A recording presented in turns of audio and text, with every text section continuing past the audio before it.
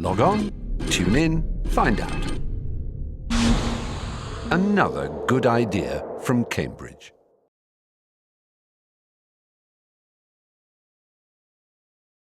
Right, Peter. It's a great pleasure and privilege to be interviewing Peter Riviere, who I've known for many years, in his now fairly denuded study in Oxford. Peter, tell me something about your parents and background.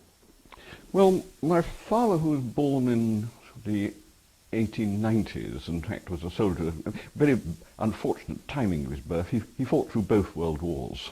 He was been about 20, I think, at the time the First World War opened, and he was still in active service in 1939, and therefore he didn't retire, in fact. He was invalided out in, I think, late 45 or early 46.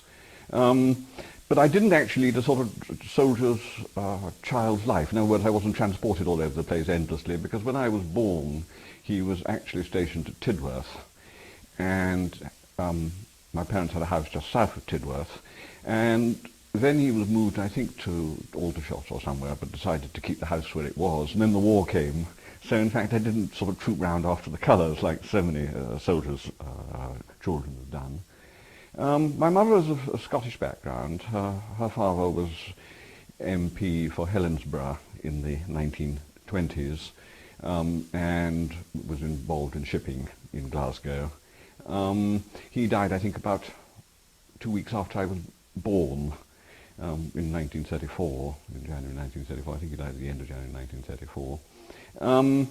And then after my father retired from the army, they had inherited a small farm in Sussex, so they moved there, and for about 10 years they farmed in Sussex before deciding this was too much of a good thing and moving back, in fact, to Wiltshire to live, in fact, between Salisbury and Winchester, where in fact they spent the rest of their life, in fact. The name Riviere I've always assumed there must be some French. Well, there is, but I'm actually increasingly puzzled by it. I mean, the story is one is Huguenot, but I'm not convinced. I mean, I think everybody is Huguenot, if you see what I mean, unless one's careful. I know perfectly well, for example, my father's father, my paternal grandfather, still called himself Henri, which suggests to me that, in fact, the arrival in England was rather more recent than Huguenot refugees had been. And he, in fact, he lived in Wells. He was the organ master in Wells Cathedral. And my father was brought up there, in fact. But there are some other oddities about the name as well. I mean, the female side of my family passes rhesus negative down the whole time, and of course the great reservoir of rhesus negative is down in that southwest part of France, particularly in the Basque country. And also there's a family name, Gonzague, which my father had. My mother refused to allow me to be Gonzague, so the G was actually, my second initial G is Gonzague, but my son is Gonzague again. And where that comes from quite, it isn't quite Gonzales, if you see what I mean. And I'm not certain where that comes from, but one has a half suspicion it's somewhere south of France. I mean, it could be a marvellous sort of Oc or Catalonian version of a Gonzales or something of that sort. So I don't really know about the French side of it at all. This is just before the Second World War that you're born, and you're going to school, your first school really at the beginning of the war. Yes. Interestingly enough, the first I sent off to prep school, I suppose about 1941, something like that, I think, sort of standard 7, 8. Interestingly enough, is a school called Sandroyd, which had been evacuated from Surrey to, in fact, General Pitt Rivers's house at Tollard Royal in Wiltshire. And so, in fact, my prep school was in fact in that house, Rushmore House, which had been the old General Pitt Rivers's house.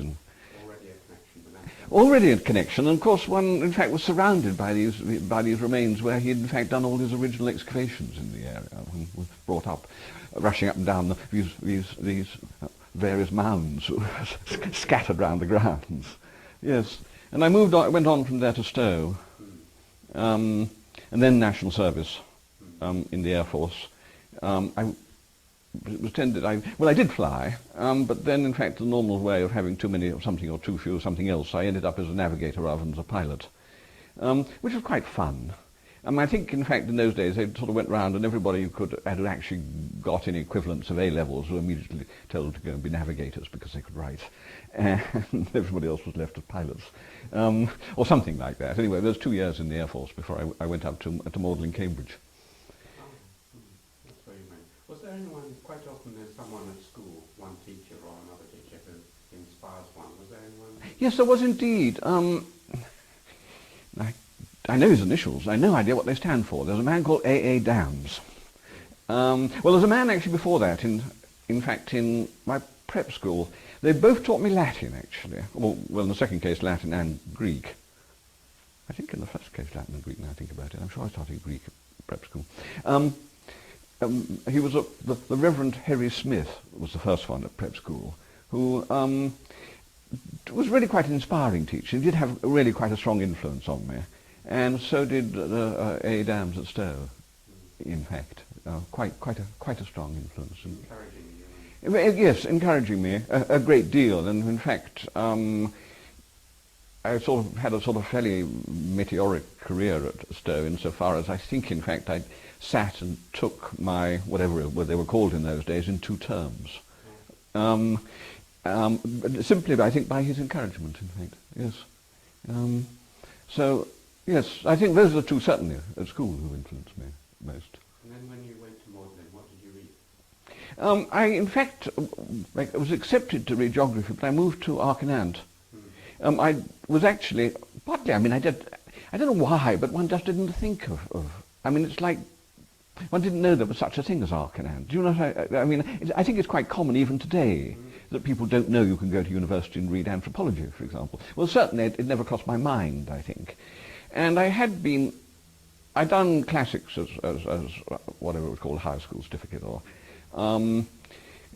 it was, I think, Greek, Latin, and ancient history or something. Ancient history being entirely classical history, of course, which I had very much liked. And when I gave up geography quite quickly, it was in fact with the idea of being an archaeologist, really, in the first place, because I thought I was actually very interested in classical history, and I half assumed that archaeology would lead me to classical archaeology, which of course it didn't. Did you do the 2 parts of the trial? No, I only did part 2, in fact. Yeah. And by that time, it was still integrated, so you were still doing some archaeology? They were still doing some archaeology and some biological anthropology, yes. And people I can remember, G.I. Jones was my tutor. Can you tell us something about now what can I do? I don't know what quite to say here. Even back in, the 1950s, he looked slightly still out of Jurassic, slightly out of Jurassic Park. He was the last of the ex-district officers, I think, who, when they gave up being district officers, moved into teaching anthropology. Hutton was one, wasn't he? And who was the other? And Hodgson was one, of course, yes. They came exactly from that sort of background, and G.I., I think, came exactly from that background as well. He wasn't a very demanding tutor. I seem to remember that, in fact. The other people I remember terribly well was Burkitt, yes, and, oh God, his name gone out of my head, the curator. Bushnell. Yes, who I remember. Yes, I remember well. And in those days, things were much freer and easier in museums, and you'd quite happily take you out into dining site to use spear throwers and whirl things round one's head and such things. Are you still doing that material culture examination where you had to identify objects? Yes, one still did that, in fact. And indeed, I remember, because, in fact, this was a time of animal, vegetable, and mineral. That's right. And Glyn Daniel was exactly one of my examiners. So the whole thing was really slightly weird, actually. Who were your contemporaries on any? I barely remember any of them. I think Ray was one. Ray Abraham. Yes. Kind of strange film later this summer. Yes, I think Ray was about that sort of time. Mm. But I really don't remember any of the others very much. Well, Ray was taught a lot by Edmund Beach.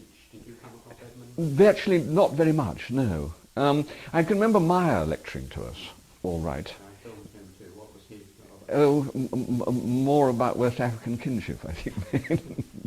or not more, or only about West African kinship, in fact. Clans. Lecturer or a bit dry? A bit dry, yes, really.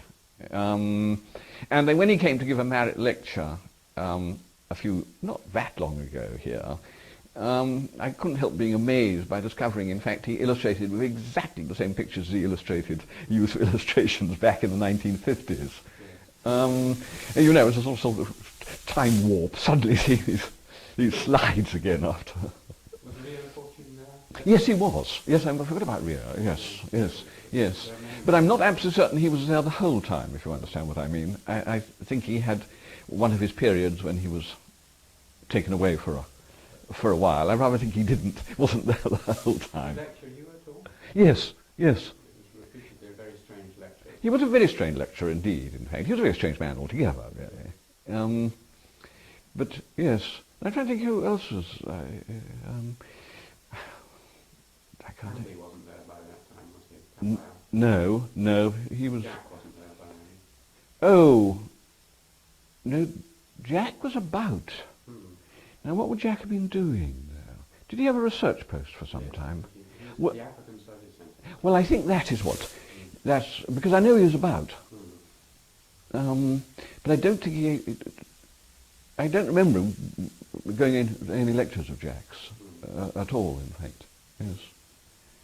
And so you did your undergraduate degree, you got a reasonable degree, and then decided to go straight on and do anthropology. Oh no. There was a sort of 4-year hiatus. And I suppose this actually was quite important. I really out of the blue and by sheer chance, I was asked, in fact, if I would like to join what was basically a filming and botanical expedition to South America, which left in September after I came down, and was away for about a year. And so I went off on that.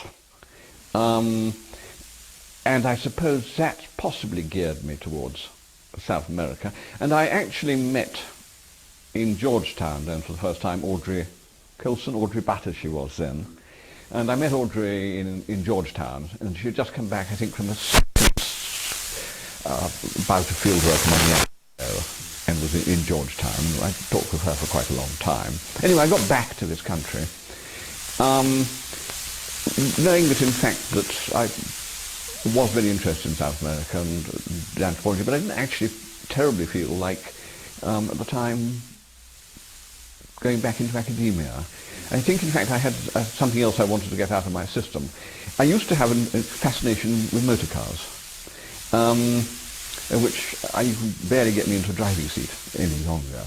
And I went off, and I was actually a motoring journalist for the autocar for 3 years. And actually had a great time. And by the end of 3 years, I'd worked it out of my system entirely. So that would have taken me up to, when did I come to Oxford? 60, must have been Michaelmas 62, I think. And that just about 3 years with the autocar. And learned two things, I think, from my days as a journalist. One was to write to time. In other words, I never had any deadline, troubles with deadlines, and write to length was the other thing I learned. Otherwise, somebody took out their blue pencil and scratched out all one's best best bits. And so one might have had to be sure, but those two things I did learn from being a journalist. Yeah, so they just got stuck, like riding bicycles, they just got sort of stuck into it. And I can now, I reckon now, if somebody says write 1,000 words on something, I reckon I'll be within 10% of it, quite easily. So you came back, how were you funded when you came back? Because it was still quite difficult to get, whether Oh, when I came back, This is to do a PhD. this was, yes, in fact, in those days one had to do a master's first. In fact, it was called a B.Lit in those days, it's now called an M.Lit. So in fact, these were mainly library ones. I did that before I started the doctorate. What was the B.Lit on? It was called an ethnographic survey of the native, I think I'm not going to get it quite right, the native peoples on the Amazon Guyana divide, or something like that. It was, in fact, an attempt to put some order into what was a mass of literature and try to make some sense out of what was several centuries of stuff with lots of different tribal names being scattered about, an attempt to put some order into it. It was quite a sort of hefty tome, in fact. I mean, I think it ran to a good 100,000 words. There were a lot of sort of maps of assumed migrations and such like. Highly suspect, but anyway, it satisfied the examiners who were John Beattie and John Middleton. Why John Middleton? I can't remember, but anyway, John Beattie and John Middleton examined that thesis. And then, in fact, I actually don't forget in those days the fees were virtually nothing.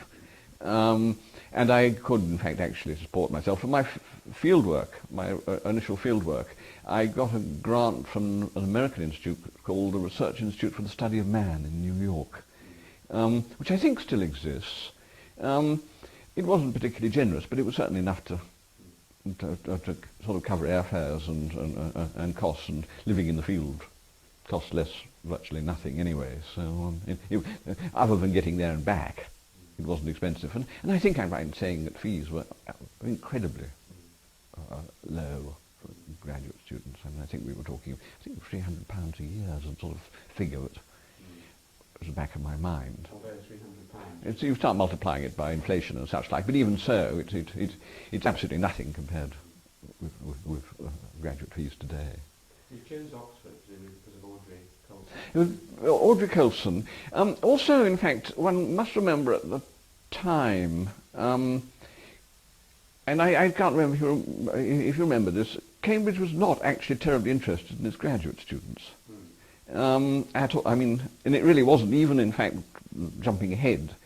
When I was an assistant lecturer there briefly in whatever it was, 71, graduate students were very much getting the crumbs that fell from the undergraduate table, literally. And there wasn't an awful lot of emphasis on the graduates there.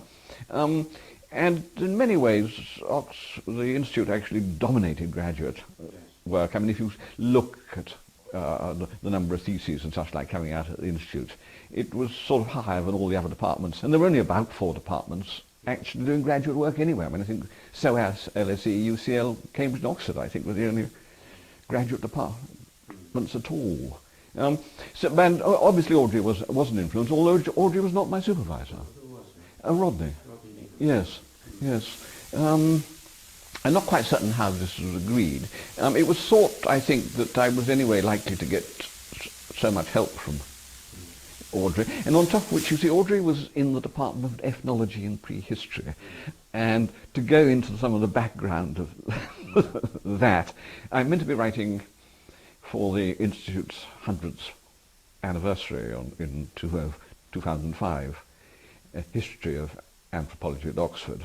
So in due course somebody will be able to read my views on the problems relating to a difference between an Institute of Social Anthropology and the Department of Ethnology and Prehistory. But in fact there was a considerable demarcation disputes and such like, and people who were in the Institute tended not to be allowed to be supervised by people. I mean, there were things like that. And that actually carried on until, 8 years ago almost. There was just a demarcation that people were very protective about.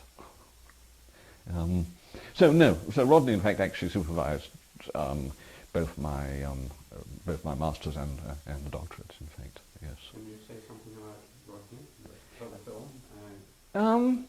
Yes, I mean he in fact, as you imagine, was an extremely efficient but demanding supervisor.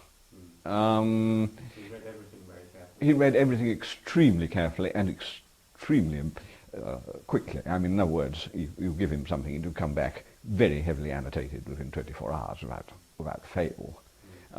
And he has this precise and minute handwriting of which the margins tended to be absolutely covered inevitably. But he in that way, yes, he was extremely demanding.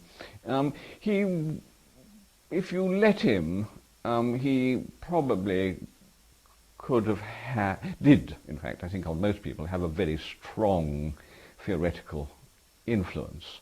I mean, there were certain people whose names were not allowed to be mentioned in theses, and he would score them out, you know, saying,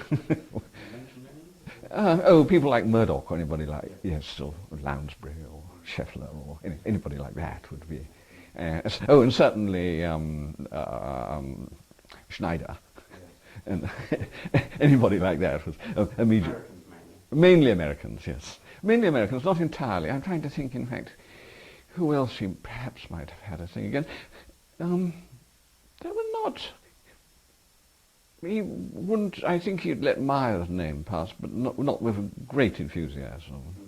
And he would, I think, be doubtful about Jack. But people certainly like Raymond Firth, he would, and Edmund Leach, of course, he would heartily approve of. Yes.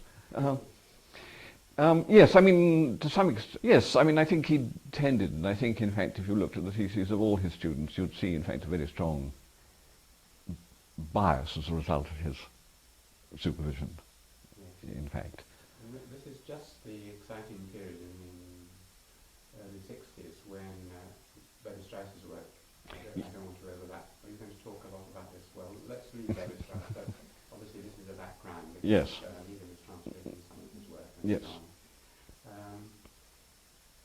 So you did your thesis and your work, which we'll hear more about later, and then what happened after? Let me see, I think the first year, that would have been 65, 66. I was in Oxford doing tutorial work as one of the sort of normal hangers-on penumbras of all Oxford and Cambridge departments, in other words, giving tutorials. And at the end of that year, I got a research fellowship at the newly opened Institute for Latin American Studies at London University. And that was a 2-year research fellowship. And I spent some part of that fellowship in Brazil, doing my work amongst the ranching communities of North Brazil. And then, after 2 years, I think it was just a 2-year post, in fact. Anyway, for the next year, I in fact replaced Audrey Colson. Audrey was off, and I in fact was here as acting lecturer and took her classes and tutorials and all that sort of thing for the year. And during that year, I was appointed to be. Oh, I've forgotten. I missed a year. I missed a year. From London, I went to Harvard for a year. I was taken on as a visiting lecturer to replace in one semester Vogt, and in the second semester Mabry Lewis. So I was there at Harvard for a year, and then came back and took up Audrey Colson's job for a year. And during that year I was appointed to an assistant lecturer at Cambridge.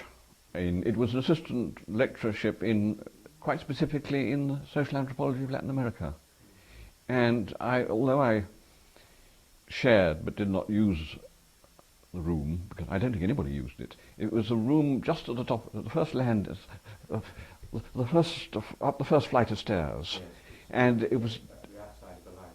Yes, and I shared it with Edmund and Tamby and myself, but I don't think, it was knee deep in dust and very dark, and I don't actually remember any of, perhaps it was too dark for us to see anybody else in there. But I mainly used the room in the new history building, because the Latin American Centre was over there, and I was given a room there, and I tended to use it. I remember it was a horrific building. I mean, it still is a horrific building. It was miserable to be in. It was either too hot or too cold, and the wind shrieked through it, and the rain poured down. I mean, it was absolutely frightful. And one of the worst noises was the tramp of architectural students' feet going round the place being told how marvellous it was. And so that was the year, and during that year, it was actually John Beattie's post. He went off to Leiden, and his post was advertised, and I applied and got it. So in fact I was only the year in Cambridge, and came back here to the post I, for all intents and purposes, am just about to retire from. So I took that up in '71, so it's been exactly 30 years. Yeah. And yes, the year in Cambridge, I seem to remember what I did. I lectured on myth. I remember that. And I also gave a lecture to first year students on economics and environment, and then were habitat, economy and society, basically. I gave one on, and I gave that course, and myth, and I think I gave one on kinship as well, in fact. I seem to remember, but it was just that year. Well, I once compared the lecture timetables of the early 70s Oh, yes. with what they lecture now.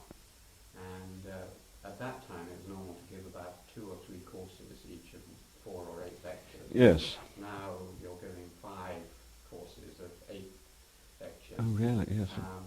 And the numbers of lecturers has more than doubled. Yes. So the students are now getting Too many lectures. about 6 times more lectures than they used to get, which is disastrous. Now you come back to Oxford, but actually I meant to ask you, when you were there in the 60s, 62, 63, which is when I was also in Oxford, just transferring to anthropology, or at least thinking about it, the great figure who was just moving out and whose sofa you have in your room was Evans Pritchard. Oh, yes, yes. Can you say something about EP just in his last? He was yes, I mean, in some ways it's slightly sad, because in fact I saw him in increasing decline in some ways. I think even by the time I arrived here in the 60s, he'd, I think, probably passed his peak. He was still a formidable intellect, and a thoroughly intriguing man, and on the whole, very approachable. He was very happy to. He carried. I mean, his daily routine was interesting, but a bit tiresome for other people. He used to get up terribly early. That meant by about 12 o'clock, he reckoned he'd done his day's work, and therefore was looking for people to go to the pub with and entertain. And so therefore he could, inevitably by 11 o'clock, he was sort of prowling round looking for anybody who might in fact be dragged off to the pub. We were in Keble Road at the time, just on the edge of Keble Road. So in fact there was rather further to walk to pubs now then than there are now, in fact, and used to use quite a range of them, in fact. The Bird and the Baby, inevitably, and the Lamb and Flag, and the King's Head, King's Arms. I mean King's Arms. Anyway, and all used, and the Turl as well, in fact. So yes, and I mean he remained, I mean, extraordinarily energetic, but if a little bit absent-minded, I think, really up to his last days, in fact.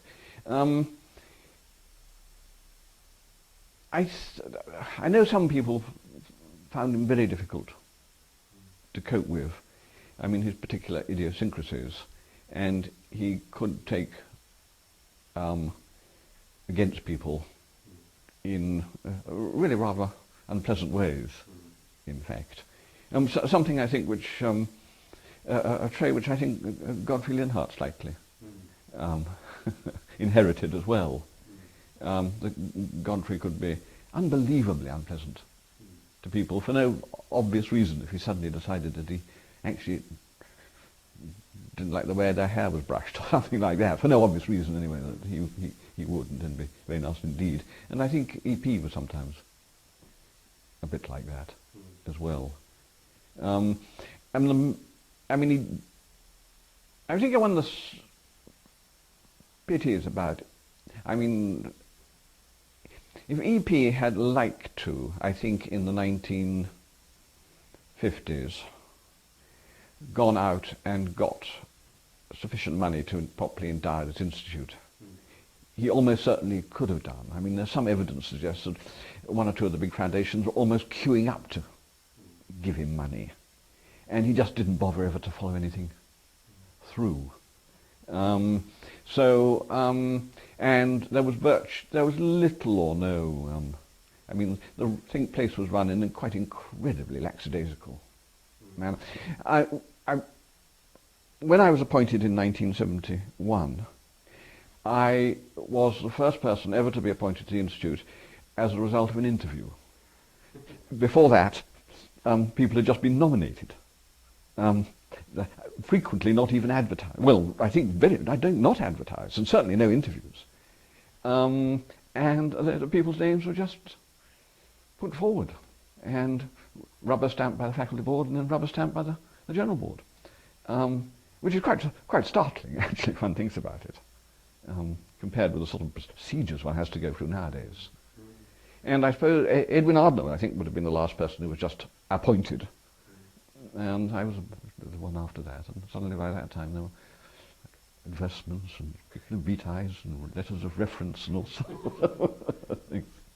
I once came across, after Maurice Friedman died, I actually inherited his desk, which was that one. And while it had been cleared out, it hadn't actually been cleared out as well as it might have been. And at the back of one drawer, I found, in fact, the paperwork relating, in fact, to the post which I got when it was advertised. And I actually found my letter of application. And rather more interestingly were the letters of reference, one of which had been Edmund. And Edmund starts off with a marvellous flourish, saying, "On absolutely no account am I willing to recommend this candidate."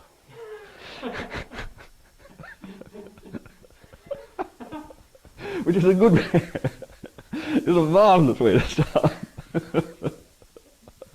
Typical Edmund, isn't it? Typical Edmund, yes. Yeah. And he went on to say, I mean, he went on from there to say how much he wanted me to stay at Cambridge. Oh, I see. Yes. That's all right. Yes. And it's not absolutely beautiful, you know, I mean, it's sort of real eye-catching stuff. And then he went on to saying, you know, I really want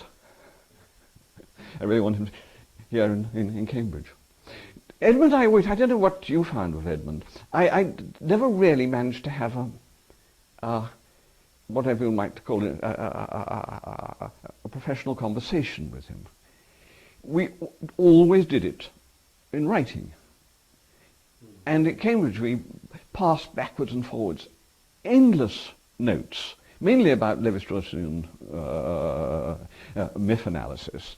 But we never actually, when we met, we didn't sort of make any reference to our correspondence, so to speak, but we had carried on this extraordinary correspondence. So. You've got copies of that, I heard. I don't know if I have, actually. I'm afraid. I know now, but I don't think I have, actually. Yes. Well, he might have the other end of it, because his archive, of course, is a... He might, in fact, have the other end of it, yes, yes. And it was pre-email, of course. I mean, this was stuff shoved into the internal mail every day. Yes. Godfrey, just another word on Godfrey. Yes. He was a formidable mind as well. He was indeed. You know, I mean, it's one of these things. I mean, people would say that in many ways Divinity and Experience is an infinitely better book than Neureligion, for example, and much more scholarly and much more insightful than Neureligion. But on the other hand, you know, would Godfrey have achieved what he did without having EP before him, so to speak? I mentioned Godfrey about this curious side of him that took against people. On the other hand, he was quite incredibly kind and generous. I cannot be certain about this, but I had in fact a student who was indeed a mature student. She was about 50, but she was an Irish nun who had in fact spent decades of her life working on the streets of Sao Paulo, often actually living on the streets trying to protect children from gangs out to murder them. And being of a particular order, there were awful problems about fees and such like. And suddenly out of the blue, she had told all her fees had been paid. And now I can't be absolutely certain. I'm almost certain that it was Godfrey.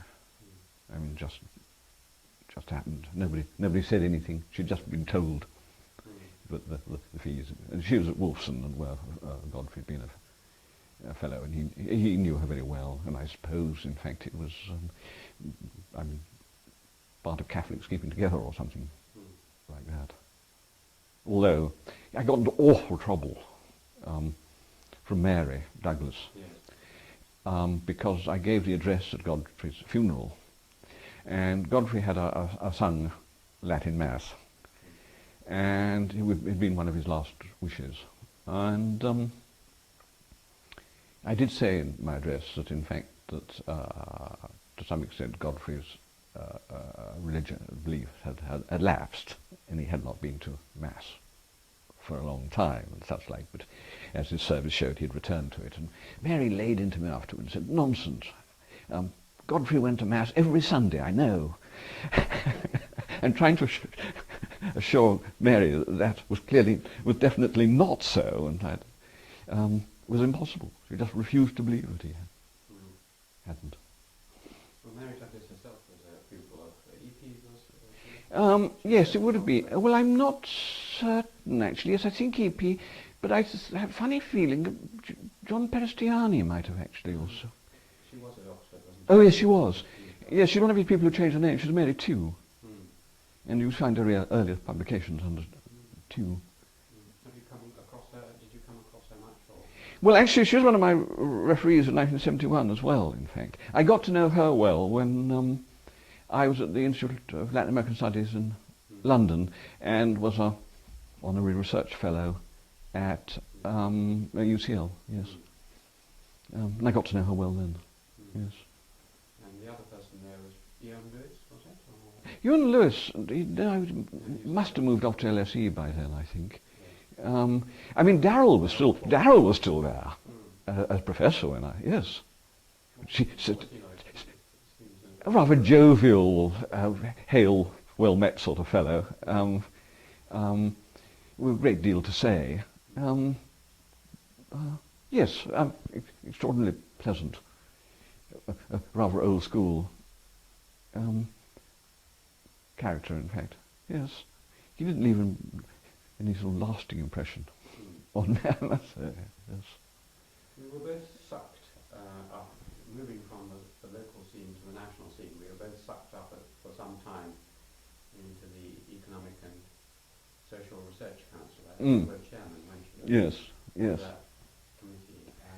I wondered if you had any reflections on the ESRC as you remember it. Nothing polite.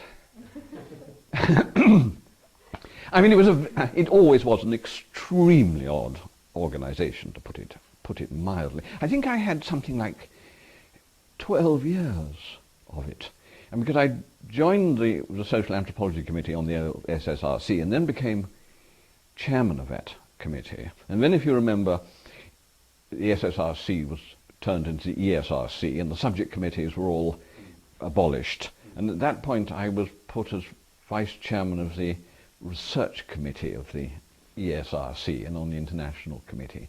And I hung around on the SSRC, ESRC, I think it was very nearly 12 years. And it became, in fact, increasingly bureaucratic. And I mean, I think it's gone actually steadily downhill. Instead of just being a sort of passive obstacle to research, I now think it's actively engaged in prohibiting research of any sort. Yes, that was my impression too, and I had 12 years, just slightly later, but Yeah. I mean, I'm just keep well away from it. Yeah. And when my students say they haven't got an ESRC Research Award, I clap my hands Yes. and rejoice. One of the most disgraceful things that happened to me on the ESRC, which it might interest you as a sort of Cambridge aspect, I was put as chairman of the review committee for CAMPOP. I can't think of its full... Cambridge Group for Population and Social Yes, Science. because that was going to be reviewed. Yeah. And they, in fact, although in fact it had a huge, great volume on English demography that had just come out, and the SRC were incredibly proud of it. They wanted to close the thing down, basically.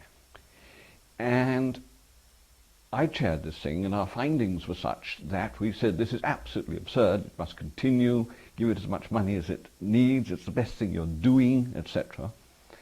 And the man who was secretary of the committee rang me up and said, the secretary of the ESRC says, we can't put that report in, we have to put in a report saying it's got to be closed down.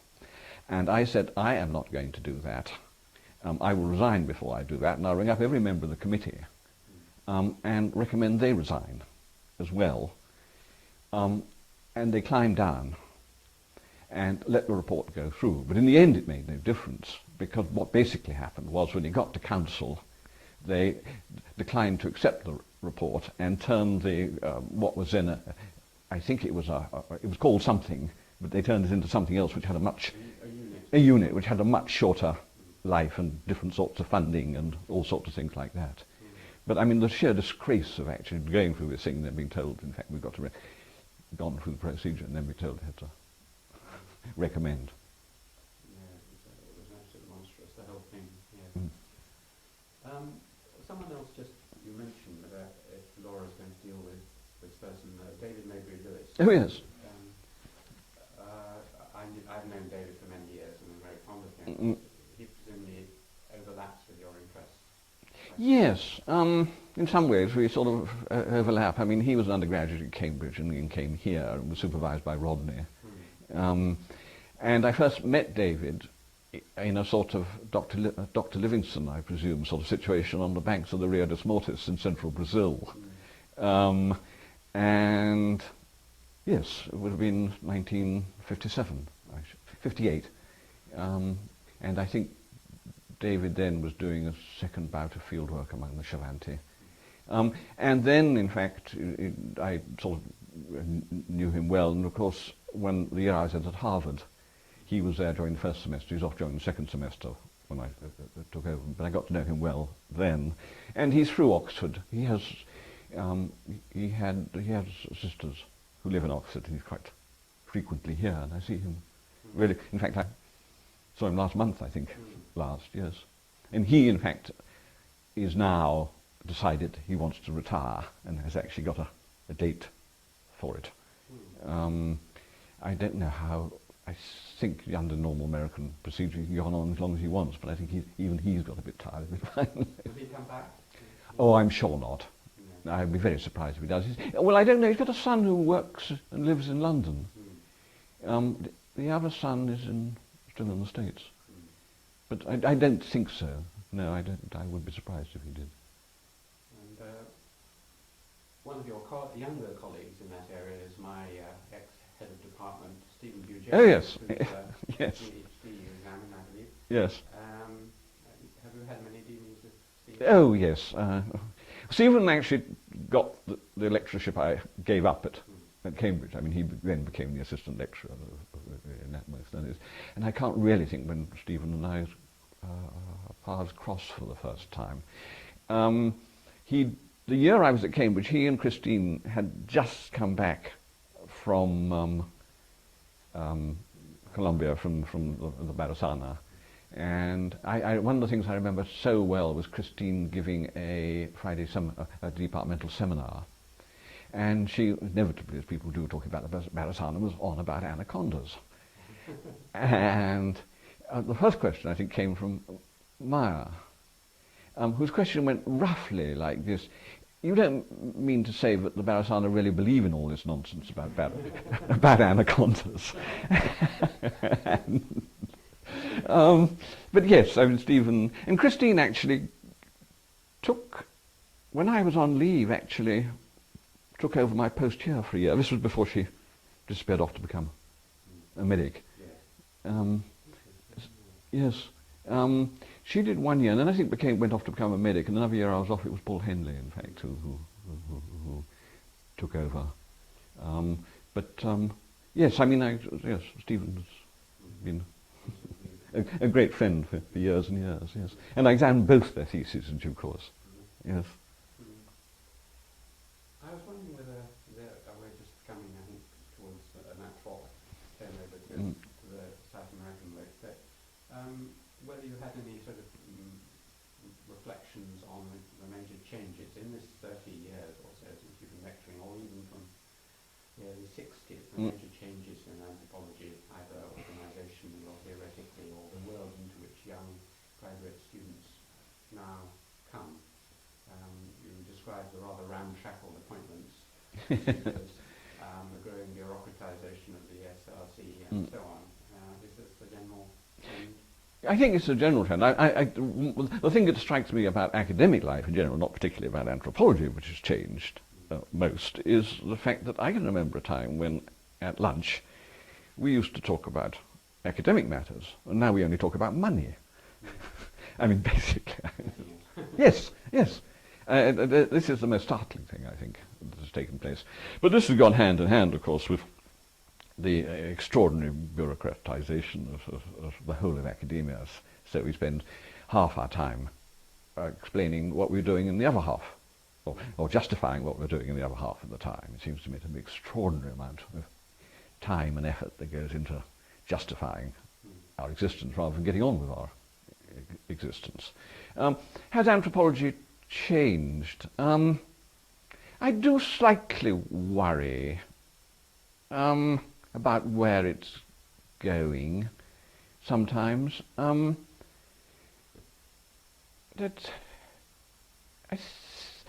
mean, there still are a lot of people who do, in fact, seem quite genuinely interested in the sort of things that I was interested in, and almost everybody was interested in.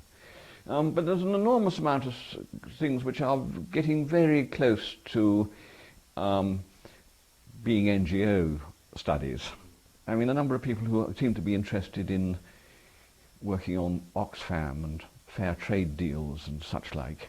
And they're not actually interested in, to the same degree, in other people's ideas. I mean, for example, just to take, I don't think it would dawn on anybody of discovering something like a Zandi witchcraft today, because they're not those sort of questions are completely and increasingly dropping out. It is, I think, becoming more and more applied in some ways. There's a lot of application, and a lot of it is, and also, yes, I mean, it's not true. There are some people, in fact, who are quite happy to go off, but a number of people, in fact, who actually find the thought of going and doing field work in anywhere remote actually rather difficult to stomach, I find. And they tend not to do so. Do you think the questions have become more narrowed? I mean, the questions that EP, for example, though he's an extreme case, were asking were very general questions of a philosophical nature, and Godfrey, and all those generation of anthropologists, what is man, what is culture, yes. what, and so on. I think there's far less of that being asked today, yes. As I said, I mean, just looking at the sorts of research students are doing, a lot of it is very narrow range indeed, in fact. I mean, how fair is this fair trade, so to speak, which doesn't seem to me to have that much in the way of interesting questions to ask, and you end up, in fact, writing something more like a report than a thesis, in my view, unless one is careful. And now you're retiring, Peter, and what are you going to do? Oh, well, I have two things, two immediate things I'm doing. I've got a very large volume for the Hackett Society that I'm working on.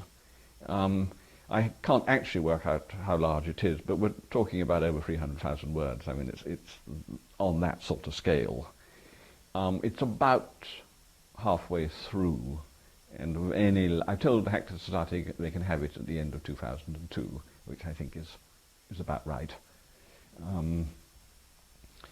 Although it'll be some time after that, by the time things index and such like it, obviously, but they can actually have the finished typescripts and everything else, the transcriptions and everything else by that time.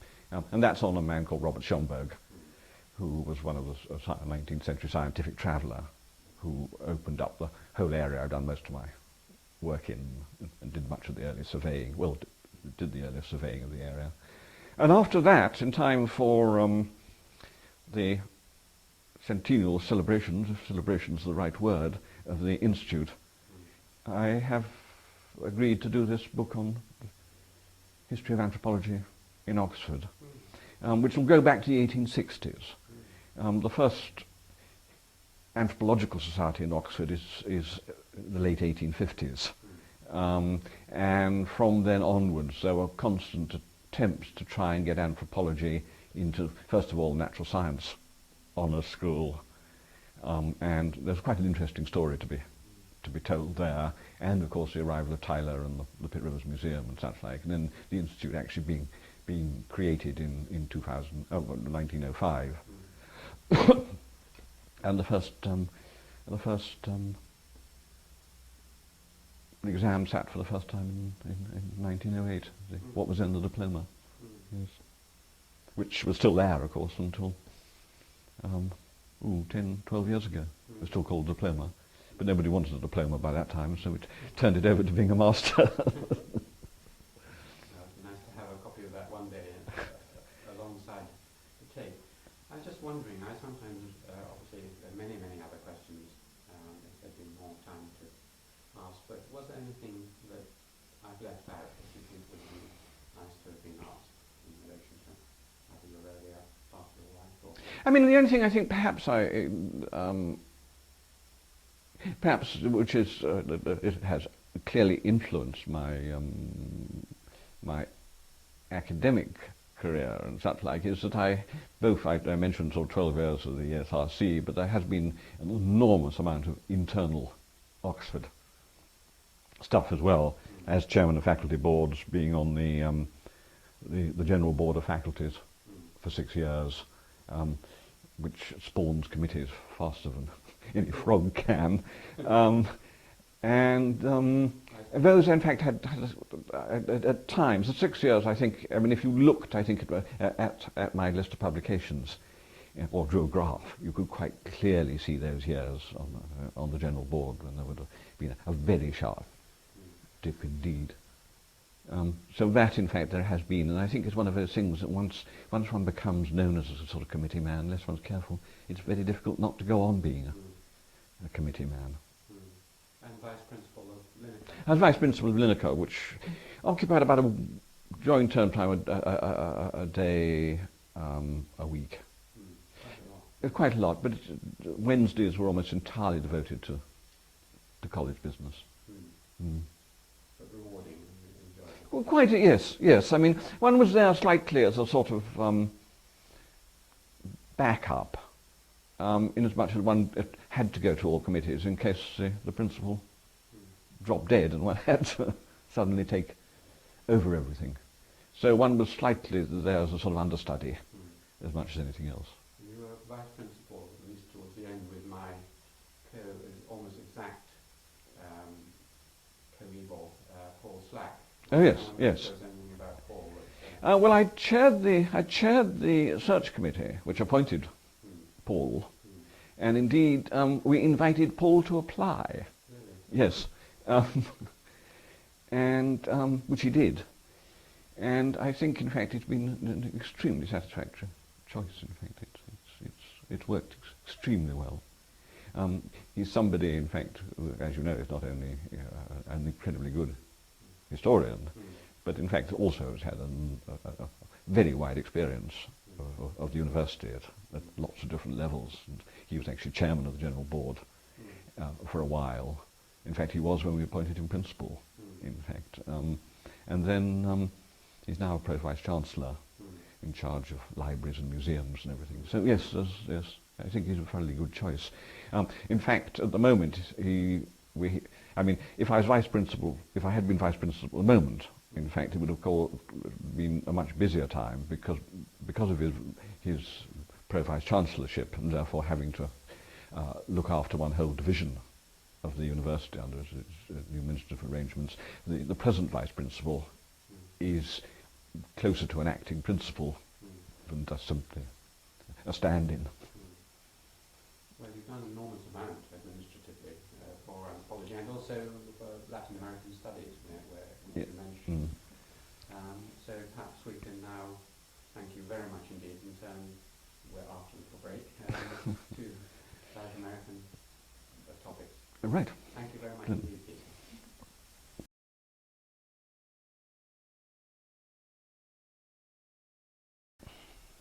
I interviewed Philippe Descola quite a number of years now ago, and he said that he chose the Achua because it was the last really authentic Amazonian tribe within the Jivao complex. Do you see the trio in this light? Did you also have the same dream to go to study a small tribe? Yes, I don't think, I think when I did it, we weren't thinking the word authenticity hadn't, I think, crept into the subject yet. I mean, the reason I chose the trio, I was quite interested, and I think this may have been the influence of Audrey Coulson to some extent, an experience of some time in 1957 in the interior of British Guiana. I think these things influenced me to some extent. By 60s, the ex-British Guiana had become Guyana and things weren't very easy there. On the other hand, Dutch Guiana, modern-day Suriname, was certainly really quite easy, and indeed when I went in fact to the Dutch consulate in London to ask permission to do field work in the interior, the whole thing took about 2 minutes. They said, "Oh, marvellous, yes, that sounds great, interesting, off you go, but we won't come and look for you if you if you get lost." So there was absolutely no trouble. There was no questions asked at all about it. They were absolutely delighted. And the trio, in fact, actually slightly chose themselves because they were accessible insofar as some airstrips had been cut in the interior on both the Brazilian side and on the Suriname side. While in fact they were accessible, it was an expensive accessibility. In other words, it was light aircraft, and it cost a great deal of money, and there was no, and there still isn't today, any permanent contact between the Suriname population and the trio. They're still, in fact, in many ways as isolated as they were 40 years ago. So in some ways they slightly chose themselves. So, in other words, accessibility relatively untouched. Certainly no national populations about at all. In fact, the total number, I should think, of non-Amerindians in the area when I was there in the early 60s was probably, on both sides of the border, was probably under 20, and over a vast area as well. So, and they somehow, they more or less chose themselves, in fact, in many ways. Peter, if you had to choose a field site today, which society would you most want to study? To look at, go back, if I was actually starting out again today, once again, I mean, the difficulties, I mean, take an ideal world where anthropologists, as you know, countries open up and close down to anthropologists, and the people themselves now are becoming rather more pernickety about whether or not they want an anthropologist. But assuming it was completely and utterly open, I do, to some extent, would, I think, rather hanker after a slightly more ritualistic lot than the trio were, to be quite honest. In other words, something like the Jay or some people from the Upper Shingo or even the Northwest Amazon, who are the trio were by many Amerindian peoples were very unritualistic. You know, they didn't go in for an enormous amount of it. Even in fact, as far as I can make out, before it was, you know, the missionaries started suppressing it. They had absolutely nothing like the ritual life of many other Amerindian people. So I think, in fact, starting again, I might now actually start looking for some slightly more flamboyant. Like they tend to be a little bit along the we three lines by Amerindian. Yeah. Yeah. There was a streak of Puritanism in them, no doubt at all, in my view. Yes. Peter, should we continue to send PhD students to the field work in Amazonia? Maybe I'm asking this also in the light of what you said in the previous part of the interview. Yes, I mean, they are becoming fewer and far between. I mean, I've got one who is a Venezuelan left, who in fact has been doing field work, but of a slightly odd kind. I mean, it means using sort of modern techniques of geographical techniques and such like, and it's not all in any means on the ground type of field work, although a certain amount. I suppose the last person who did it, I supervised, who did field work on that level was Tom Griffiths. I mean, there were some before that, but obviously, but Tom Griffiths, I think, was the last one who did it, and now he's gone off to work for an NGO, of course. So, having, in fact, as far as I can see, making no attempt to publish what is absolutely magnificent material. And I think, I mean, my impression is that Stephen finds rather the same thing in Cambridge. And Joanna Overing in St Andrews, I think, manages, in fact, to have quite a lot of people interested in South America, but they're all South Americanists. I mean, South Americans, I mean, rather than South America. I mean, a great mass of them are people she's gone out and recruited from various countries in Latin America. That just seems, and I've never quite understood the sorts of waves that I mean, back in the 1960s,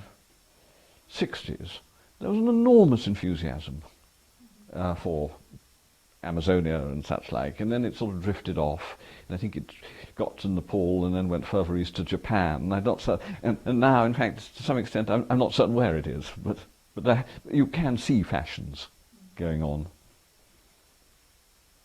The Raw and the Crook Yes. by Levi Strauss was published while you were in the field. What difference did this book make to your own work?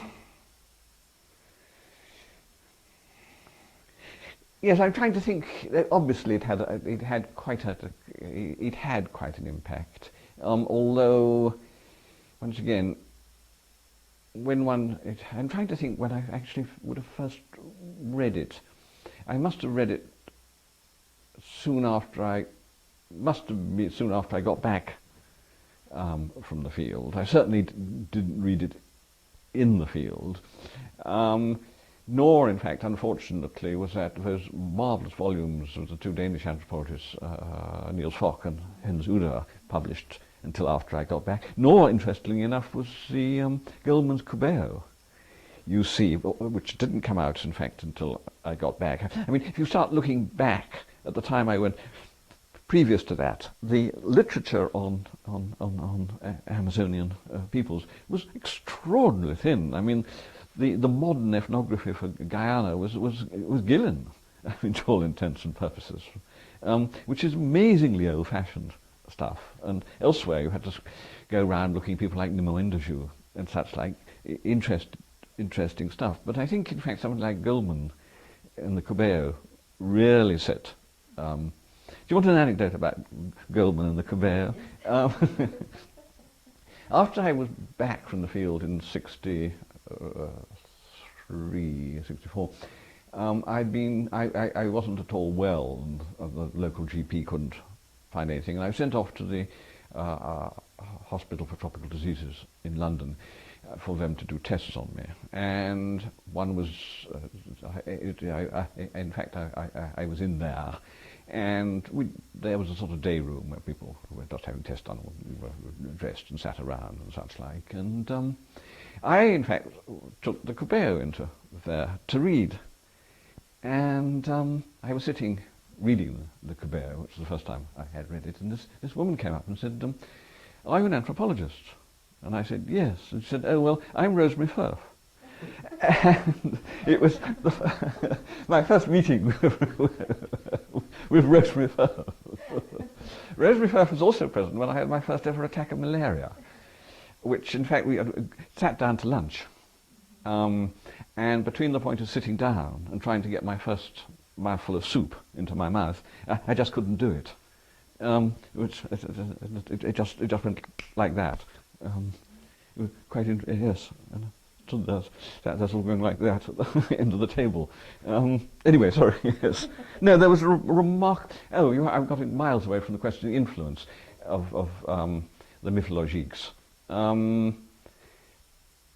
think, in fact, it opened up in some ways a completely new world, which hadn't really crossed one's mind in some ways. I suppose, in fact, if you look at Francis Huxley's Affable Savages, you get some lovely hints of it in there. I mean, Francis had glimpses of, I think, what was going on, but Francis was always far too disorganized and too much of a grasshopper ever to light on anything for more than a couple of seconds and jump on to something else.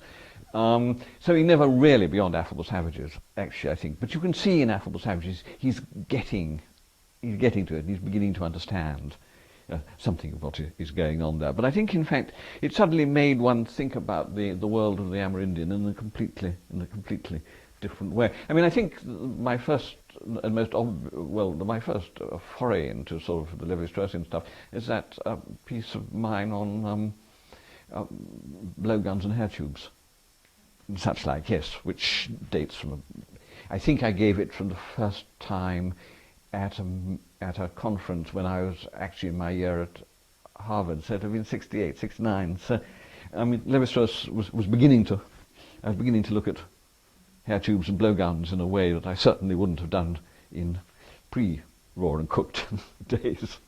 French anthropologists always insist, that Levi-Strauss was an ethnographer before, that all his insights come from having been exposed to another society. Do you agree with that comment?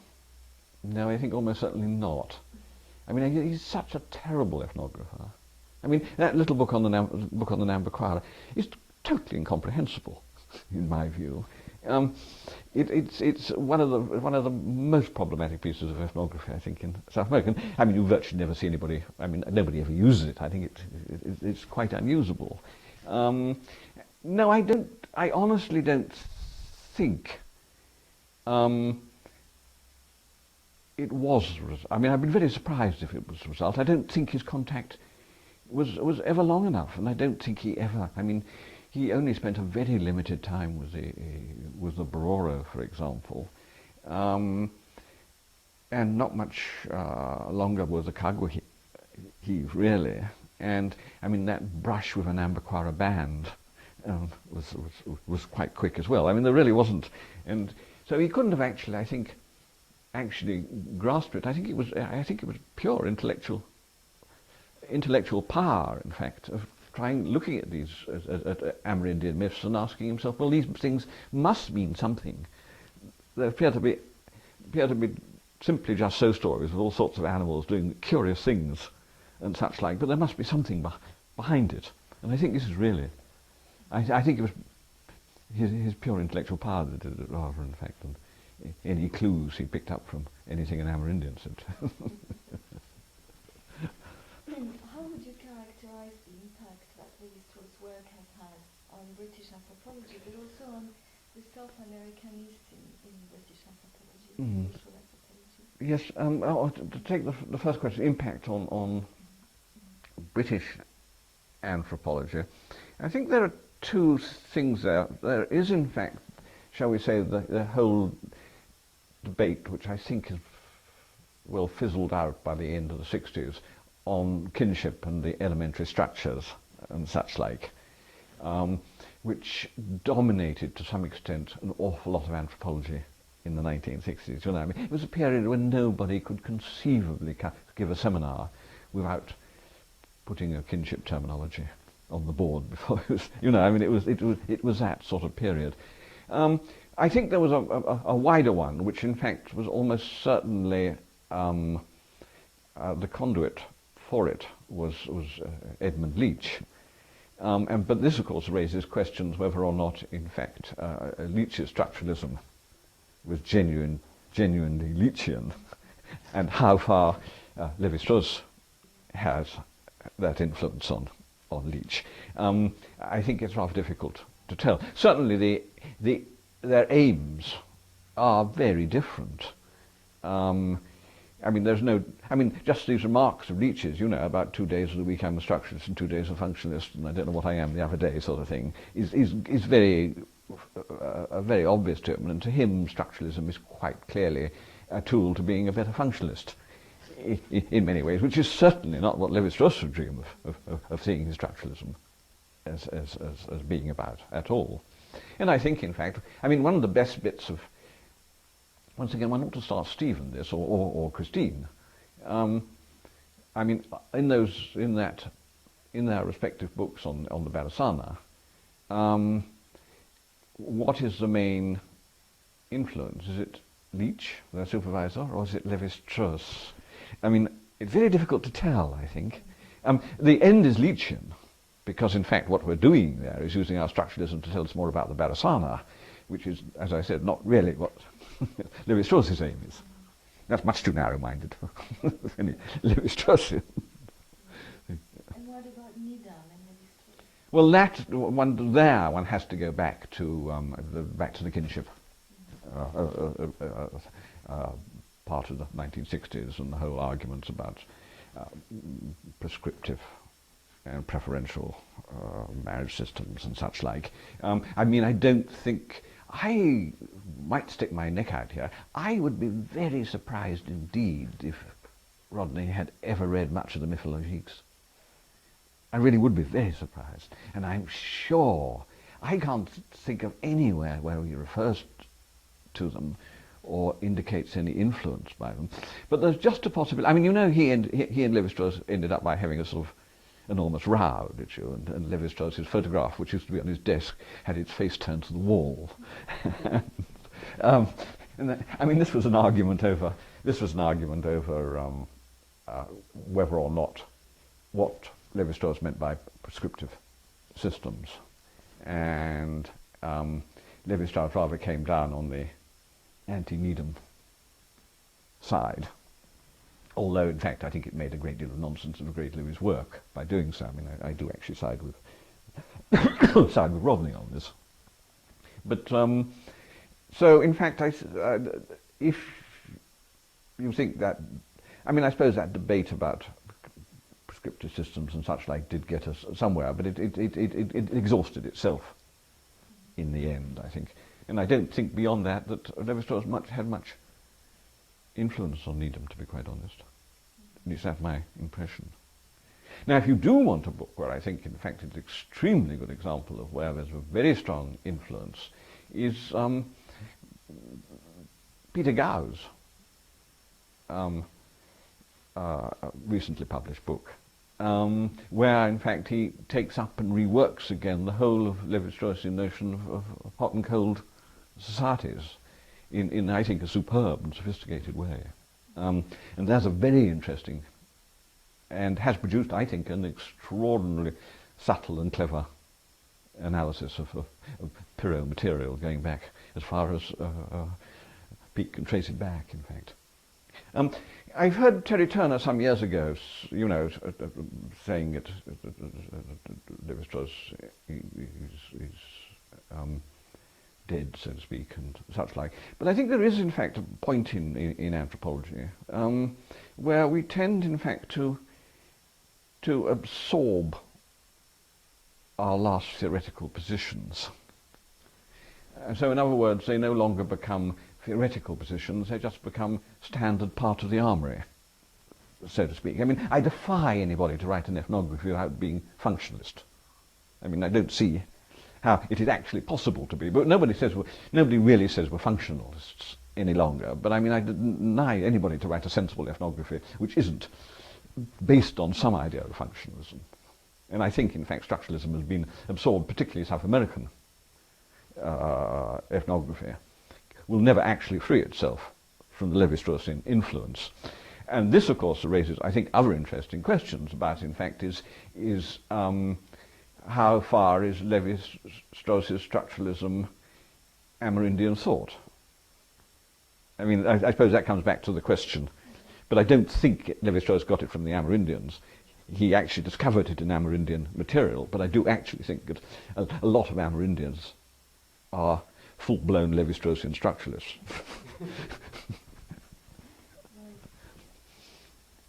What do you see as being very specific and particular in the way Amazonian anthropology has developed as a field here in England? And how do you see your role in it as well? How do I see my role in it? Yes. I mean, it's mainly a North American and a French subject, you could say. Yes, but you say that. I'm trying to think who I was talking to the other day, an American anthropologist, who had dawned on them quite how small British social anthropology was. I mean, I pointed this out to him, in fact, because I remember years ago going to the Christmas party of the department at UCLA, which was a vast affair, and so I asked somebody how many members of staff there were. And at that time, UCLA department had more anthropologists than Oxford, Cambridge, and all the London campuses put together. So the scale is completely different. And I think given the size, it strikes me that British social anthropology has been quite staggeringly influential in all sorts of ways. Now, where's it come from, where's it going to? I mean, we were meant to have gone through this period, but I think anthropology is always going through this period of being rudderless, without an ism or whatever.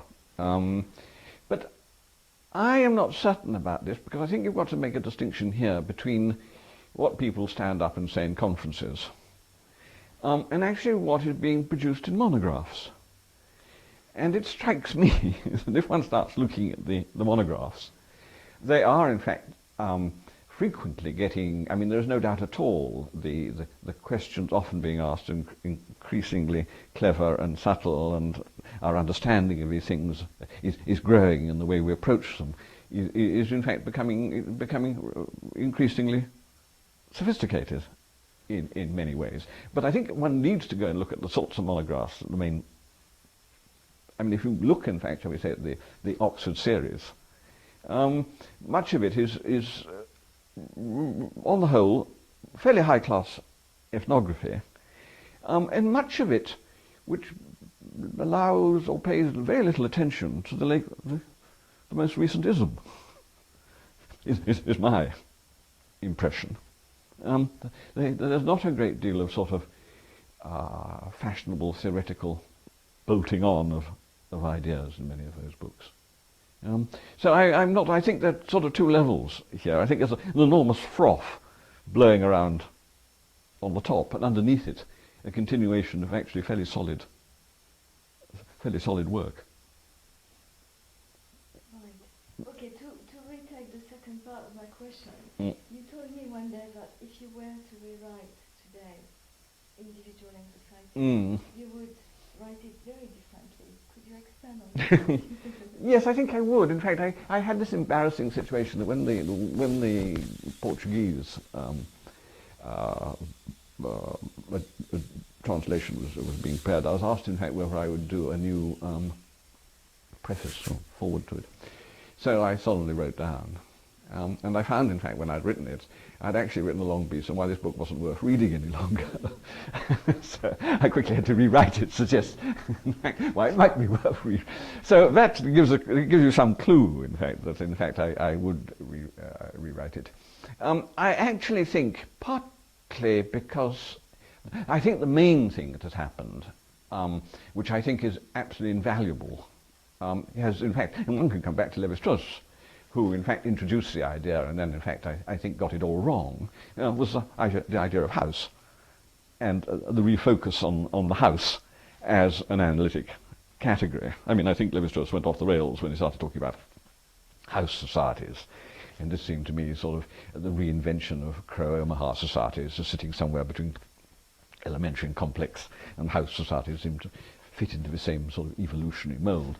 But I think in fact I would today probably look at it, use the house as the main hook on which to hang the whole of the comparative study.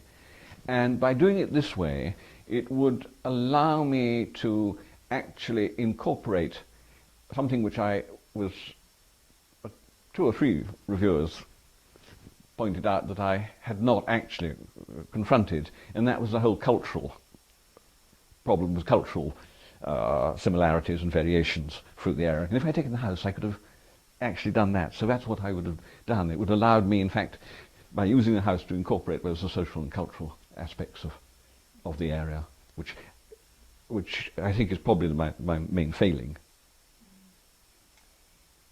Well, why, in your view, has Amazonian anthropology been so divided around materialist and mentalist lines of interpretation? Do you think that we're now finally overcoming this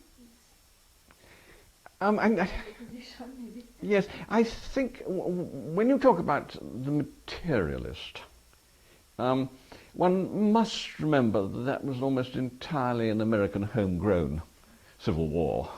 I mean, it didn't lap a great deal outside America. Philippe, the Society of Nature, whatever it was called,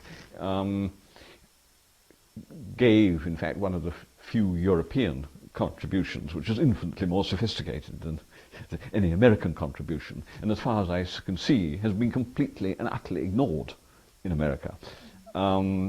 As I think you probably know, when in fact I was doing some review article, I went back through the American journals looking for reviews, and not one single journal reviewed it. So it gives you some idea of that divide, and it seems to me, as I said, that book is infinitely more subtle and cleverer, a more sophisticated approach to the whole problem than anything produced in America. So I think, in fact, the war there, of course, was between whatever you like to call them, between the Harris realm materialists and the socio-biologists, really. I mean, those were the two lots that were really at each other's throats and throwing, you know, dung at each other the whole time. And I suppose there were 1 or 2 people who unfortunately got tied up in it because they kept saying, now, don't you think? I mean, people like Liso and Alcina Ramos and not Liso, the other Yanomami man, Albert, Bruce Albert. Yes. You know, they were stupid enough to get involved in somebody else's battle and found themselves having an injunction slapped on them by Chagnon. I mean, I think that, and I think from a European view, most of us have stood gazing into what has gone on with some amazement, watching this enormous quantity of data being collected and piled on top of each other without any obvious way of understanding it. Do you see the last Yanomami scandal as just another phase in that war, that North American war? Yes, I think it is part and parcel. But it has also to come back, in fact. I mean, both sides in that particular war, you see, actually would claim to be doing real science. In other words, they belong within the scientific model, and they think they're doing real science and collecting stuff which is quantifiable and testing hypotheses which are testable and such like, which I think is a bit of an anathema to most people on this side of the Atlantic. I mean, I've always stood by the position that any society, you could use any society to prove any or disprove any hypothesis you could think up, basically, without too much difficulty. That's always been my suspicion, that in fact this idea. But in fact, once again, to go back to the ESRC, I mean, and funding agencies generally, increasingly they like the idea of it, that we should in fact be part of big science. I mean, the Social Science Research Council is convinced, and I think the HEFCE, or whatever it's called nowadays, is equally convinced that the social sciences, or even those right up the humanities end of it, should be doing research in big projects. And we know perfectly well, I think, in anthropology, that the larger the project, the less it gets done. The more people there are involved, the less successful the outcome on the whole. One only has to look at those Central Brazil project to get some idea of the disasters that can be created. Unfortunately, we have a fairly clear idea of what is driving the research agenda Oh yes. in Amazonian anthropology, but or what is influencing it rather. Yeah. What do you think is the area on which we should really focus our attention to continue, to develop this field of anthropology? And also to make sure that Amazonian anthropology does contribute to the wider social anthropology of which it is part. Well, I mean, I'm afraid the only way, in fact, actually, to make certain that one can do what I would like to call it field work in Amazonia, which actually is asking fundamental questions, I'm afraid, will always be to dress it up in some way as being something else. I mean, I rather think you have just found this problem yourself. What you had your grant to do and what you actually found interesting weren't quite the same thing. No. Better that bit maybe not for public use, not until the grant has been paid up. So no, I mean, I think you have in fact to operate like that. I mean, I think actually also, there's another question in fact at the end there, which I think was interesting, and this is in fact, how does one actually feed Amazonian material into the wider anthropology? And I think this is a particular problem, and always has been a particular problem. On the whole, certainly most British anthropologists don't read Amazonian material. I think that is fairly safe to say. Those people, in fact, who do particular courses or options or such like in it. But I suspect you find very little Amazonian ethnography or monographs included in general anthropological reading lists. Is that my guess anyway? I mean, certainly I suspect here even I find, in fact, actually for the general tutorial here for masters, people doing masters, in order to cover the syllabus laid down, I, in fact, except for those who do the option in Amazonia, will get very little Amazonian because I just can't fit it into. Just doesn't fit anywhere into the expected syllabus.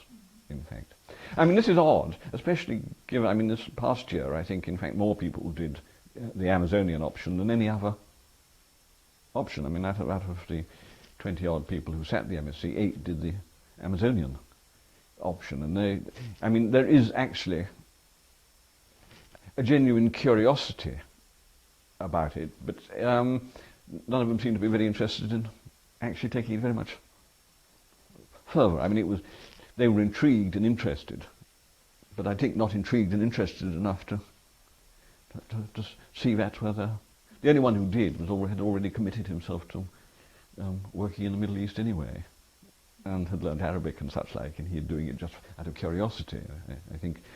So I think there is a genuine difficulty there of how, in fact, you get the subject into mainstream.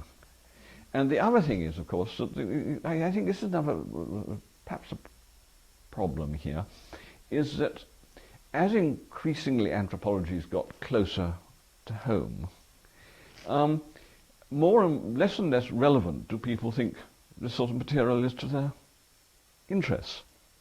One finds, in fact, and I suspect, in fact, I have a suspicion that people, in fact, who do doctorates working in, I don't know, Northumbria or somewhere, read very, very little anthropology from other parts of the world, is my guess.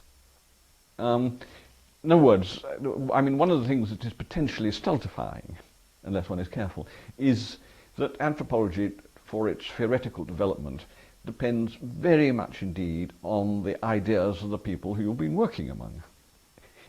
You get those ideas and turn them into theory, if you like, and you can see, to take an absolute obvious example, Malinowski's charter theory of myth is so obviously Trobriand's ideas being turned into so-called theory by Malinowski. But I think this is what goes on, in fact. In other words, you are constantly importing ideas and turning them into theories. And obviously, if that's going to dry up. Now, is it a possibility that whatever you like to call it, sort of the idealist position of many Amazonian peoples, where they live, in fact, in a world of ideas and such like, is actually too remote to be actually useful? In other words, we can, to some extent, understand Zandi witchcraft, if you can see what I mean, because in fact, if you think about Zandi, there's some sort of mystical things going on there, but it's not a world inhabited like an Amazonian world in quite the same way. In fact, I would say it was very different indeed. In other words, this unseen world, which more or less governs everything, is, I think, a little difficult to import. Yet, people like Eduardo say that what is most significant in Amazonian societies is the central role that the body is playing. Ah, yes. Yes, that I can go along with that. But if one thinks about those ideas, even those are fairly problematic. Go back to Zandi witchcraft. Okay, we find, it's a theory of the body as well, and there's witchcraft substance and such like. But those theories of substances in the body aren't that different from early European ones. Amerindian ideas of the body and the construction of the body are quite radically different from what I know of any European ideas about the nature of the body. Yes, it's very profound what you're saying, because you're saying that in fact the Amazonian peoples are so vastly different from us that although anthropology is about going towards other, they're so absolutely, utterly different that we can't even cope with them. Yes, and therefore can't incorporate them within, broadly defined social anthropology. Well, Eduardo makes this point, in fact, early on about the fact that multiculturalism against multinaturalism, you see, and that it requires absolute 100% inversion. If he's right on this, it does. It's very clever. It's very clever, but it does require an enormous intellectual exercise to actually turn those two things round. Yeah. That's what I mean, this sort of distance. Yeah. And once, you always use, I'm not certain one can stand up and teach this to undergraduates easily. It requires quite a leap of faith, actually, to make people think about things like that. Peter, of course we all know that, especially in the later part of your work, history has played a very important role, thinking about history and the relationship between anthropology and history. Of course this is also the Oxford tradition, I suppose, which you have inherited in this sense. So what would you like to say about this? Have you seen your position changing over time about anthropology and history? And of course, in the Amazonian context, we know it's all about these cold and hot societies Mm. and the problem of history in anthropology Yes. in the Amazon region. I think it's. I mean, I think there's some intriguing unanswered questions about ideas of history amongst Amazonian peoples. I mean, God, was it Hill or was it Robin Wright or Hill? I mean, who is arguing very strongly, in fact, that in the absence of a chronological framework for Amazonian history, in other words, a temporal one, they use a spatial one. Now, this I find is Robin Wright. I find this an intriguing idea because, in fact, European historiography uses a temporal framework, but that temporal framework has always in the background a spatial framework. I mean, Battle of Waterloo, 1815, but it's Waterloo. In other words, there's a space there as well as time. Now, if you invert those, in other words, so it's Waterloo first, so to speak, in this framework, and somewhere shadowy in the background. I mean, in other words, you can understand, it doesn't really matter if you're talking about understanding the history. It doesn't actually matter that much if you don't really know where Waterloo is. The date, I suspect, is more important because, in fact, it relates to things that went before and after it. But if, in fact, you suddenly put the place absolutely up front and less importance about what happened before and after it, you have, in fact, a completely different framework for your historiography. And I think there's an enormous number of questions, interesting questions, to be asked about this. I mean, when we finish this, we'll perhaps get Alan, as a professional. My own experience about having heard people talking about this in front of professional historians, they just cannot cope with the idea. And the idea of a historiography which has no chronological framework, or a very muted one at the best, is highly problematic. How Salim's work on history, culture, and different forms of historical consciousness influence your work in any sense, your reflection on history? Because, in a way you could see him as the best answer to Lévi-Strauss' opposition between cold and hot societies. Yes, I mean the one thing that, in fact, I know from, one bit of experience is I've become therefore one needs to be terribly careful about these interviews. I've become extremely suspicious of oral history. I had occasion recently of going to talk to someone about something which was well documented and in which they had taken quite an important part, and he could not recall anything about it at all, not a thing. He had actually chaired the committee, and it met a good many times over 2 years, and not a jot or iota or anything at all of this could he recall. In fact, his reaction was to deny that anything like that ever happened. And he still really could not. So this, there is this terrible worry I have about oral history at the moment as a result of that experience of not simply being selective, but so highly selective that some things get completely and utterly dropped out. So I think these, and in fact one has to remember that if one is dealing with Amazonia, one is dealing to a very large extent, obviously, with oral history, and I have no particular reason to believe that an Amazonian actually memory is any particular better than ours. I know perfectly well that, in fact, the more one uses one memory, apparently, the better it gets. So this is why people like Gladstone could reel off the whole of the Aeneid without stop, or whatever it was, because they were used to learning thousands of lines of such things. But even so, one wonders. So what do you think of the way Neil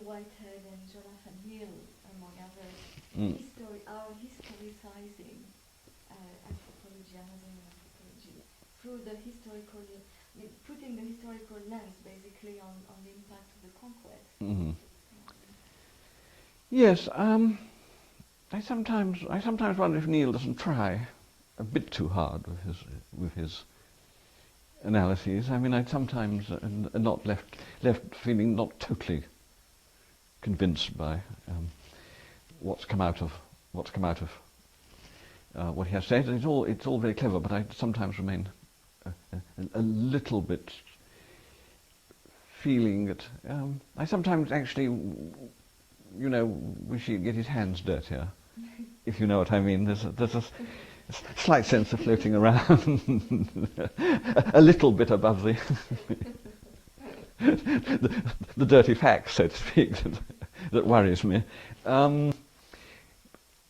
I mean, I think there is, in fact, I mean, I'm thinking one particular bit of his, partly because, in fact, it's his introduction to the new edition of Raleigh, which, for obvious reasons, I'm interested in, because Schomburg did the first one, and a marvelous edition of Raleigh it was too. And I suppose one could, Neil could easily point at me and say, well, I mean, you're just a too dyed-in-the-wool empiricist or something of that sort. But I don't, but I sometimes find the sort of readings between the lines more there than I'm willing to read myself, in fact. Mm-hmm. And what do you think of the efforts of people like William Bailey, the historical ecology paradigm? I think there's some very good stuff there, in fact. It seems to have escaped the... I mean, it's the one, shall we say,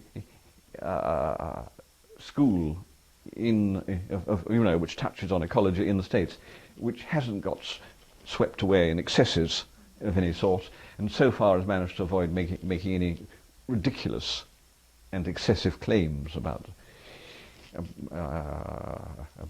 the natural ferocity of the Yanomami or whatever else you like to argue about. No, on the whole, it seems much of the contributions to it seem to be a genuinely scholarly attempt to get to understand really quite specific questions.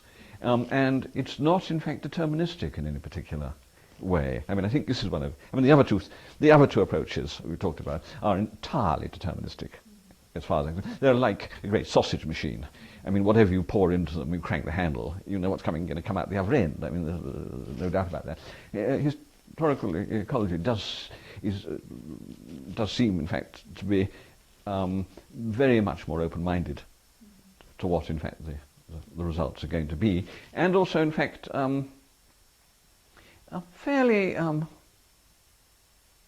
open-minded on the sorts of theories and evidence it is willing to incorporate into its approaches at the same time, and not, in fact, be stuck along one particular line, as far as I can see. Do you think that Anna Roosevelt's picture of pre-Columbus Amazonia with large sheep dogs, intensive maize-based agriculture is an accurate one? Yes, I would like, in fact, to see more of the published material. I mean, I'd like her to get on and publish the Santarém material. I mean, bits of it have all been made great play with, but I'd like to see, the proper proceeds of those excavations. I mean, I think there is, even if in fact she has gone over the top, if she has, and I'm not saying certain whether she has or not, she has actually provided, I think, an enormous corrective in all sorts of ways. And I mean, there is really enough stuff coming up now from all over lowland South America to show, in fact, that there really were some quite large structures, man-made structures of various sorts scattered around the place. And, I mean, It is, I mean, what is fascinating, in fact, is how, those very earliest accounts of the Amazon, with really very dense populations, just got lost for so long, and I think can never be lost again, and it does put back those very early travellers' accounts, and gives them really some, even if they were exaggerated as well, and the tendency to use numbers as adjectives rather than as being precise figures, does in fact. But I mean, there have been really some quite extraordinary findings over the past decade and a half that have come out of, which has completely changed the picture of Amazonian prehistory. So do you think, Peter, that to go forward in Amazonian anthropology, we have in fact to have more archaeologists around and work more closely with them? I think it would be a very nice idea, in fact, actually, to it. I mean, even given all the problems working in Amazonia, which are great. I actually think, but this is a bleat I've been making for a very long time. I mean, what Amazonia needs now are a series of comparative studies. That's really what is needed. I mean, it is, and there's some marvellous pictures emerging, which really need to be taken up. I mean, both Hill and Wright, working up in the upper Rio Negro, are beginning to show how marvellously those Arawak groups actually gradually their social organisation blends into that of the Tucanaans and then becomes sort of full-blown Tucanaan. I mean, that's lovely stuff, I think.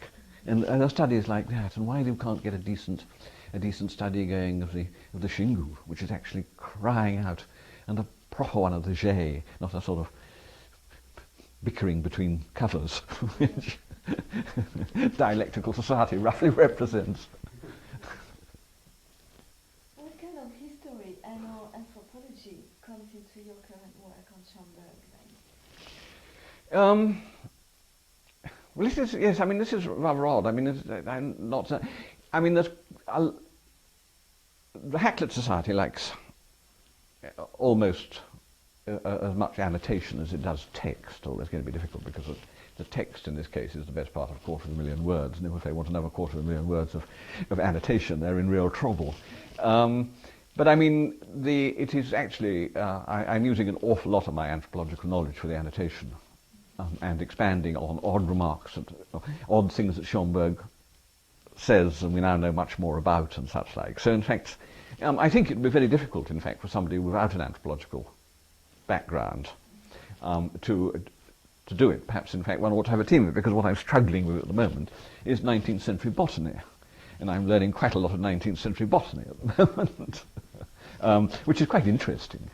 But I am learning, and I hadn't realised that botany had undergone quite so many sort of sea changes, so that the classifications apparently keep being changed.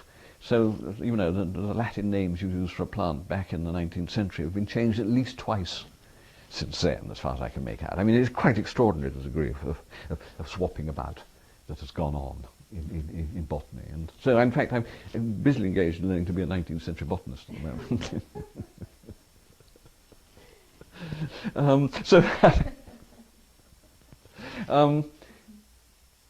Yes.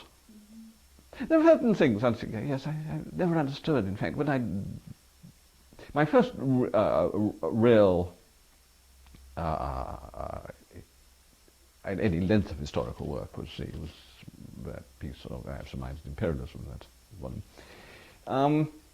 And this was the first time I'd used archives at all, really. And there were all sorts of historical problems and historical method that I immediately had to confront, and I often found, in fact, actually historians couldn't tell me what to do about it. And when you start on an archive, how do you know what's going to be important? I mean, I can answer this in fieldwork, that when you start, in fact, doing a new piece of fieldwork, one assumes everything is important, and then, in fact, you can start making choices after that. But to begin with, half the assumption is that everything is important. But you can't do that, as far as I can see in an archive. I never quite ever. So I kept finding, in fact, that I would make notes or have certain bits of it, Xeroxed or such like that. But I kept having to go back to archives, because I suddenly realized that something which I had thought wasn't important when I started out actually then turned out to be important. So one had to trudge back again to, well, in this case, normally Birmingham University, to look up a little more. Yes. And I kept finding problems like that. And I suppose, in fact, to some extent, one becomes self-taught. I mean, Paul Slack has always been actually extremely helpful and useful, and Colin Newberry. Did you know Colin Newberry? He was in QEH. He was a Commonwealth historian in QEH. I don't know if his name, sort of, anyway. He was a fellow Linacre, and he gave me a lot of help on these things of coming to history and rather advanced stage of my academic career. Peter, it's fascinating, but I've exhausted my question. You may have exhausted me as well, actually.